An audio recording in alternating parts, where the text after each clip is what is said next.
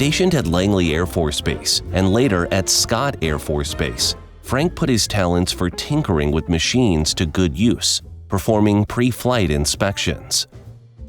I pre-flighted the radios for the airplanes that the pilots used, and that's primarily what I did most of my time in the Air Force. After his service was over, Frank took a job at City Sewing Center in downtown St. Louis.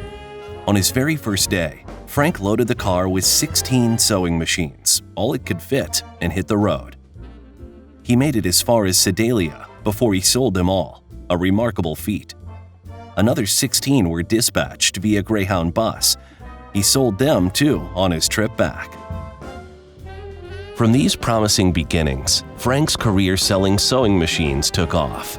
First running his own City Sewing Center store, then owning a few stores in St. Louis, then finally owning and managing 9 sewing machine stores in Evansville, Danville, St. Louis, Fort Lauderdale, Miami, and West Palm Beach.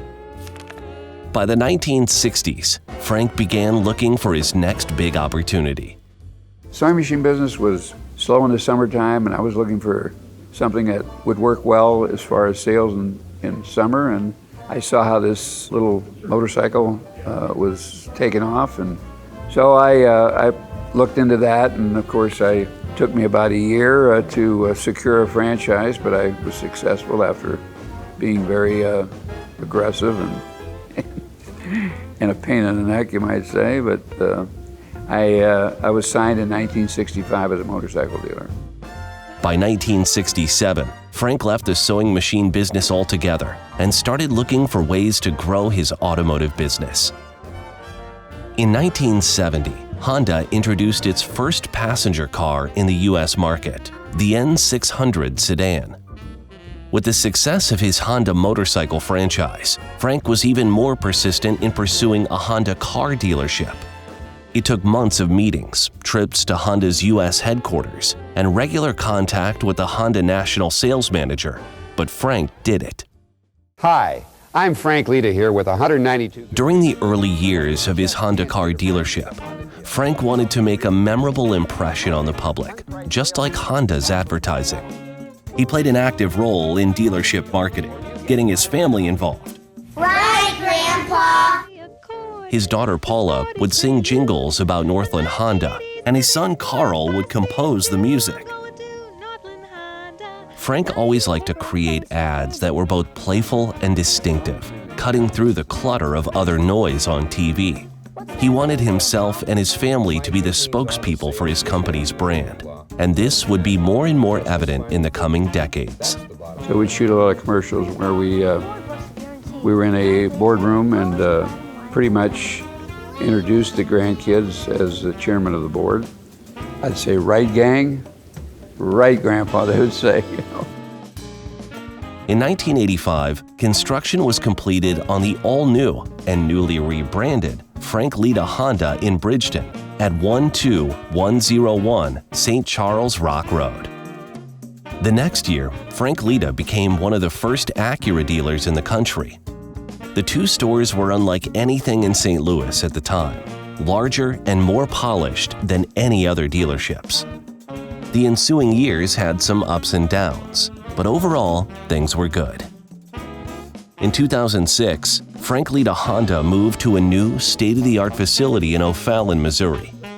That same year, the company launched the Frank Leta Automotive Outlet, a used vehicle dealership at the Bridgeton location.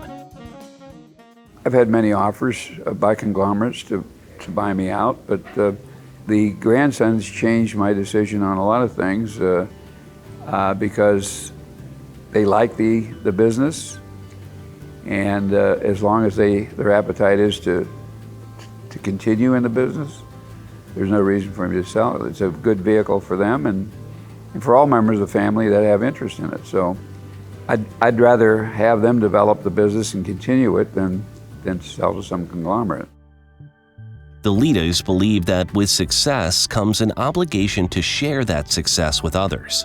In 2013, the Frank Leta Charitable Foundation was founded with the mission to provide safe and reliable transportation to those in need.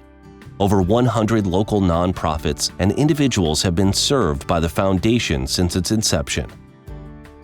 We've had some programs where somebody needs an automobile very badly, they can't afford it, and they may have a family with kids. And we've teamed up with some organizations over the years, such as the St. Patrick's Center.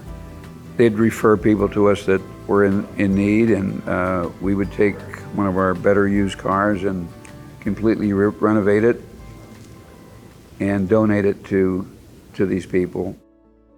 A deep care for customers and the community has been an essential part of the Frank Leta Auto Group since the beginning. This customer-first approach has always guided Frank's vision for the company. Customer satisfaction is a secret. I mean, your best customer is a customer that has been told by a previous customer that they like the product and they like the people they bought it from. It's a relationship. It's like a family, extended family, is what it is.